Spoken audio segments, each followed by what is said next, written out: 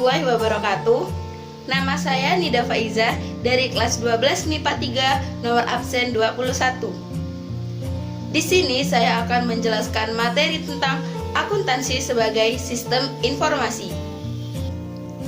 Berbicara tentang akuntansi, yang kita pikirkan pasti adalah uang, dan uang. Sebenarnya, akuntansi tidak selalu identik dengan yang namanya uang. Akuntansi merupakan sebuah seni mencatat, seni menggolongkan, dan juga seni melaporkan.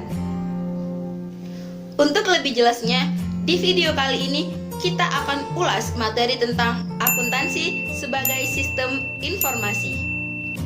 Sebelum menuju pembelajaran, adapun indikator yang harus kita capai adalah sebagai berikut.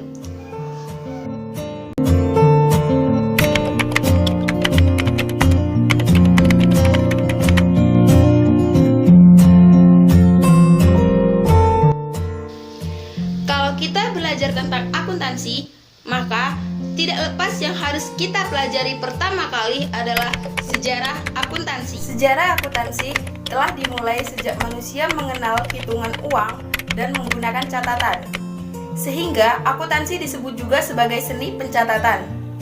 Sejarah perkembangan pemikiran akuntansi dibagi menjadi 3 periode, yaitu tahun 4000 sebelum Masehi sampai 1300 Masehi, tahun 1300 Masehi sampai 1850 Masehi, dan yang terakhir adalah tahun 1850 Masehi sampai dengan saat ini.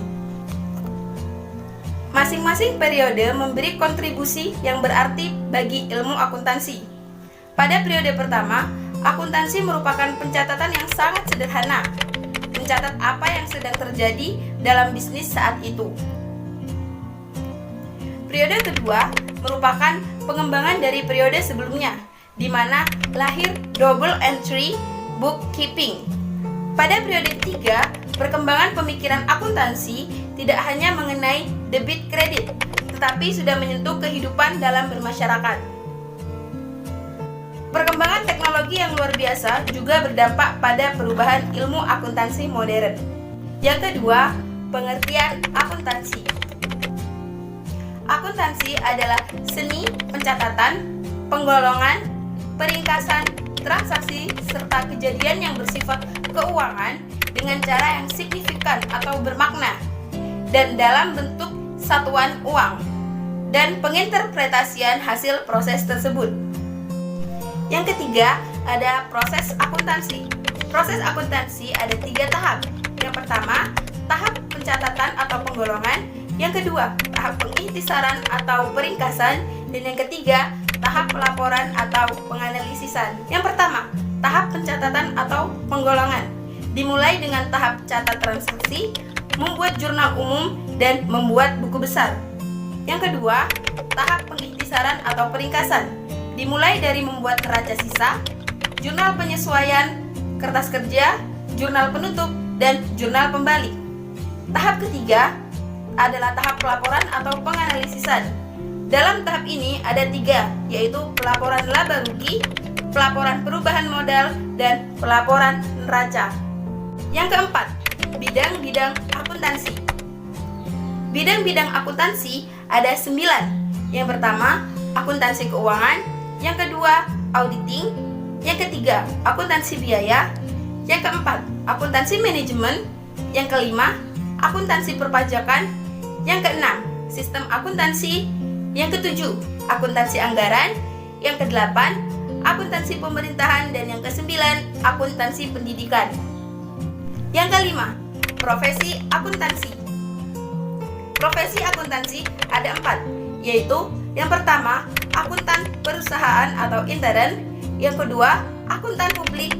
Yang ketiga, akuntan pemerintah. Dan yang keempat, akuntan pendidikan. Yang keenam, pihak-pihak yang memerlukan informasi akuntansi.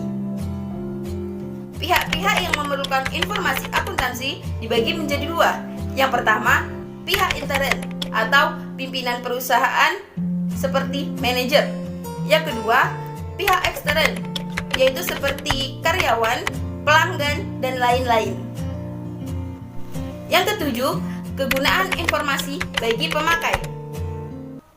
Adapun kegunaan informasi bagi pemakai, yang pertama, karyawan dapat digunakan untuk mengetahui hak-hak yang dapat diperoleh oleh perusahaan. Yang kedua, pemerintah digunakan untuk menentukan besarnya pajak. Yang ketiga, masyarakat dapat digunakan dalam hal penyediaan lapangan kerja dan manfaat sosial lainnya. Yang keempat, pemilik digunakan untuk menentukan sikap apakah memegang saham atau melepaskannya. Yang kelima, kreditur digunakan untuk memutuskan apakah kredit kepada perusahaan dapat diperpanjang atau diperbesar. Yang keenam, pelanggan digunakan untuk mengevaluasi hubungan usaha dengan perusahaan. Yang kedelapan, kelompok akun. Akun dapat diklasifikasikan menjadi dua, yaitu akun real atau neraca dan juga akun nominal atau laba dan rugi. Yang pertama, akun real dibedakan menjadi tiga, yaitu akun harta, akun hutang, dan modal. Harta adalah semua kekayaan yang dimiliki perusahaan yang dapat dinilai dengan uang, yang terdiri dari harta berwujud dan harta tak berwujud.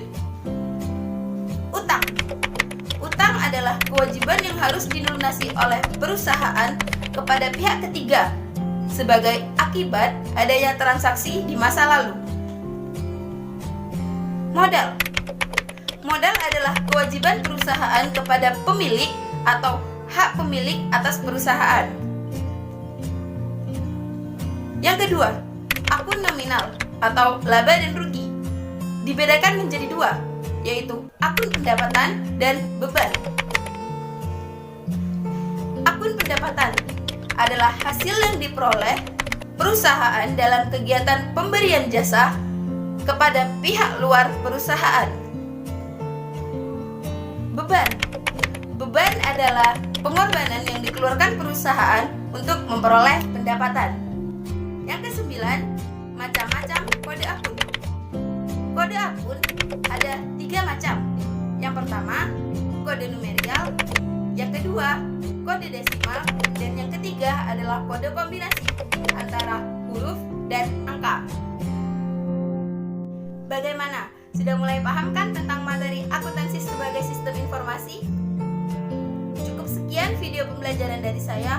Kurang lebihnya mohon maaf. Wassalamualaikum warahmatullahi wabarakatuh.